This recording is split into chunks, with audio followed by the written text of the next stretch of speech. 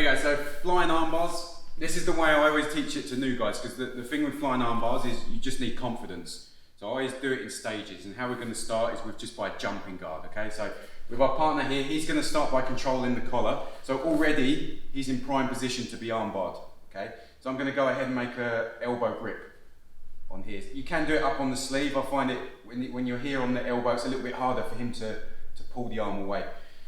What I also need, usually at least, is for him to be quite square and have very upright posture.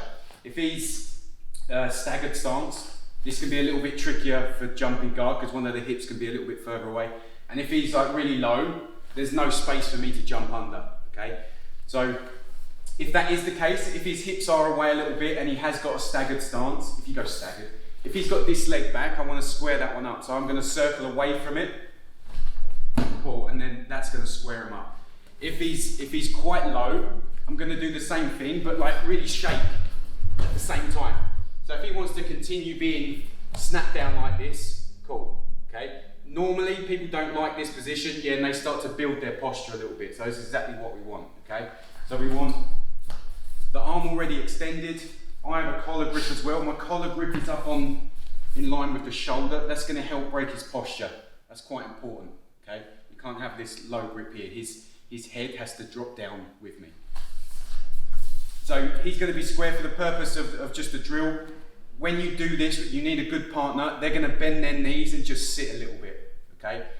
The whole reason one of the reasons this got banned is because people are flying into people's knees and they're breaking their legs, and we've seen it, and you've seen it in competitions, okay? So this guy, you need to brace yourself a little bit, bend your knees forward, don't straighten out your legs, and I'm aiming to jump at the very least at his hips, okay? The higher I can get, the better, but I'm not going below his hips, okay? So he's got square stance, elbow, collar grip.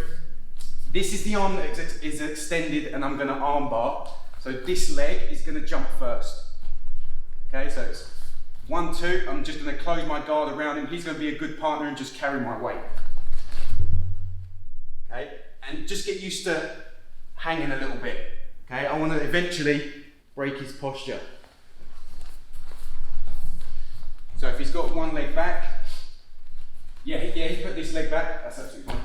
I can do the same thing, I'm going to circle away from it and pull, just to square him up. If it was this leg, same thing, I circle away and pull. If he's got his hips away, I can just start shaking, when he builds, then I'm going to go, okay? This is the arm, eventually I'm going to arm bar, so this leg is going to go first. That's 1, 2. I'm aiming hips and above. He's going to brace himself, he's just going to bend his knees so I don't fold him in backwards, okay? And this should be very heavy. I'm hanging on his elbow and this collar so that he has to bend over and follow. That's our first progression, just being comfortable jumping into the guy. He can lift me up, and we can go again. We can add a little bit of movement, I can square him up and just break him down. The next part of it is exactly what we just did. I want to try and get my shoulders to the floor. If I jump guard and he sits and he keeps me off the floor, this is quite tricky for me actually. I can't do anything. The second I open my guard, I just start to sink. What's dangerous for him is when my shoulders get to the floor. So again, he can be a good partner to a certain degree. He can lower me gently. Some of it's me, like I talked about. I want to be breaking his posture. So when we jump, I am pulling back a little bit. Another reason this is banned in some places is because people knock themselves out. So don't completely throw your head back and don't bring him with you. So as I jump now, my goal is to get the shoulders to the floor. Okay, keep the grips. Once my shoulders are on the floor, now it's easy to pivot. So I go foot on the hip, angle, and then lock up the armbar. If we just spin. I still have the same grips. I put the foot on the hip, pivot. This leg is clamping tight, like windscreen wiping across his back, and then the leg can come over. We're not going to cross our feet in this situation. I want pressure on his head, so this one clamps over his head and anchors down. And now I can switch to the wrist and then armbar. So the second stage is, after we jump, the goal is to get my shoulders to the floor. Okay, he's going to continue to stand, so he's squared up, 1, 2, this is the arm I want, this leg goes first. He lowers me down, I keep my hips elevated. If I open my guard here and I drop my hips, there's too much space, I'll never armbar. So my hips stay, if we square up, my hips stay elevated, all this space I want gone. Okay, so it's foot on the hip, pivot, I still have the same grip, it's very hard for him to posture now. Leg comes over.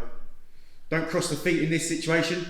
I want pressure on his head and then clamp down to the floor. Then we can switch to the wrist and finish. The final step of this is to swing the leg over the head before my shoulders hit the floor. Okay, so again, my partner can help me with this. As I jump, I'm not going to cross my legs. The leg is now going to go, straight over the head on my way down. We end up in the same position and we can finish just the same. So what we've done, we've built confidence in just jumping guard. I'm just going to jump guard. That's a big part of it. The lowering and then getting the angle for the actual armbar. So now when I jump, I'm not going to close my guard. The second leg, so this is the arm I'm armbarring. This one is first. This one is second. It's going to go up and around his head. Okay.